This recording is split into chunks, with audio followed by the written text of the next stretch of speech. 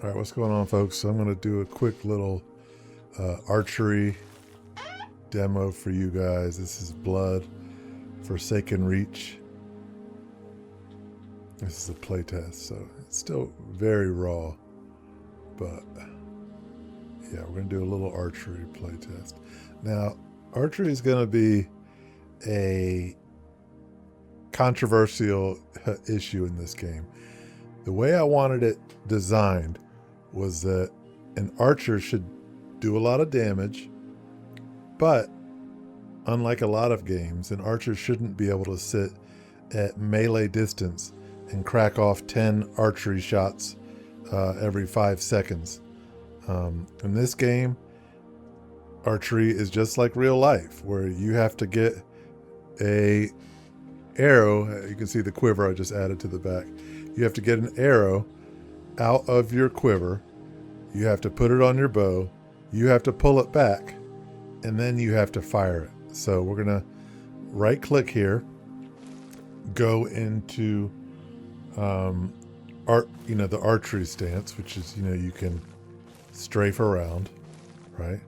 You right click here, you while holding right click, you left click once, grab the arrow, left click again to draw back, and left click one more time to fire. Okay? Now, just like a lot of the other attacks, you can't just spam, right? That's also on purpose. Blood isn't about spamming. It's about having, deliberate, planned out attacks. So it's a pull back, fire. Now, I'm going to run down here and we're going to do a little bit of a combat demo with this. I don't know if you guys can see in the distance. I'll get a little closer because my resolution on my screen is probably a lot higher than what OBS is going to give you guys. But if you can see here, there are some enemies in front of me. There's at least a skeleton warrior and a skeleton mage. Warrior's on the right. So we're going to go ahead and take a shot at the warrior. We hit him. Okay, a little blood splatter.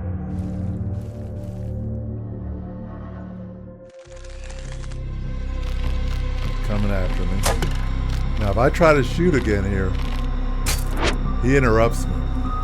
There's no firing off a bunch of shots here, right? But what I can do is switch over to my sword.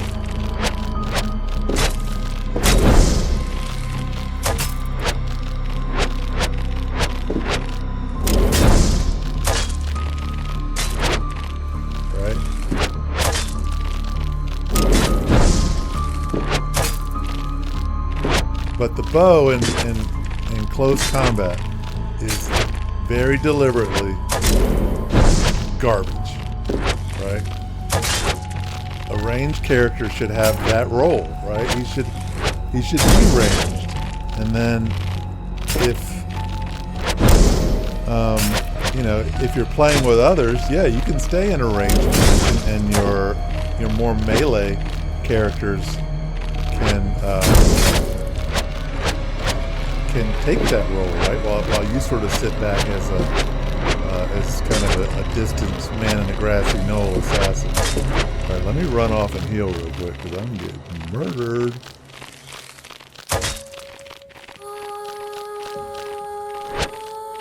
All right, in the playtest, you guys notice the healing potion is super strong. I just wanted, I didn't want people to die really fast. I wanted people to have the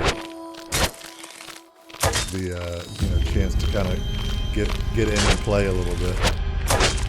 Now the ranger does not have the same attack abilities as the warrior. He's only got the double strike, which is this, and the overhand strike, which is that. The warrior has a spinning attack as well.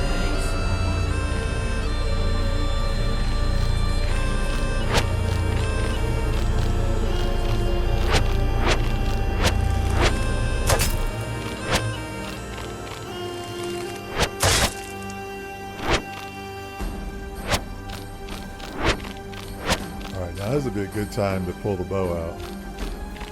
This guy's trying to run from me. Not anymore, he's not.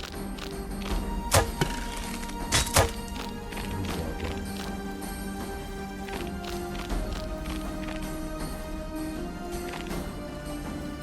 Where'd he go? There he is.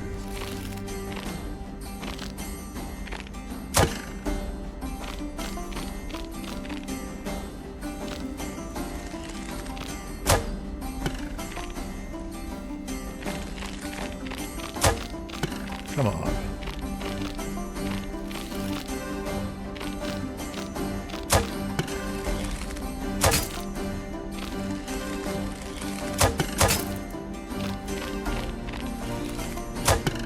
There we go. All right, so that's a quick little demo of that. I'm going to do a demo here in a second about melee damage, which I think is a really cool system.